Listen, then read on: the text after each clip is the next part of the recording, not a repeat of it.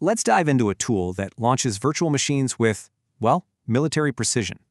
So, how do you launch VMs without some mission-ending disaster?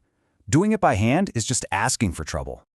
Think of your data center like a high-tech aircraft carrier. Every single launch has to be absolutely perfect. And that's where CreateV comes in. It's your digital command center for a flawless deployment, every time. It's built to be totally self-sufficient, just like a carrier operating independently at sea.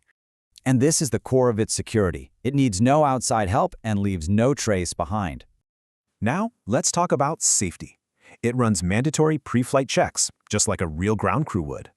Its idempotent engine is smart. It stops you from accidentally launching the same jet twice on the same host. It also does a full sweep of the runway, clearing out old files to prevent any collisions. So, once the runway is clear, it's time to get each machine ready for its specific mission. The roles feature is basically your mission planner, giving each VM the right gear for the job. So a SQL server gets that heavy bomber loadout, while a web server is more like a nimble fighter jet. You start by mapping out your flight plan, designing the whole fleet in a super simple interface. And here it is. This is your flight deck, with the entire fleet all lined up and ready to go. And from that visual plan, you get flawless execution. This is the final launch command. This PowerShell script makes it all happen, logging every single step for a perfect audit trail. All right, time for some advanced moves. Let's see how this thing handles complex in-flight maneuvers. CPU compatibility lets you move a running VM between different carriers, even old and new ones, without a crash.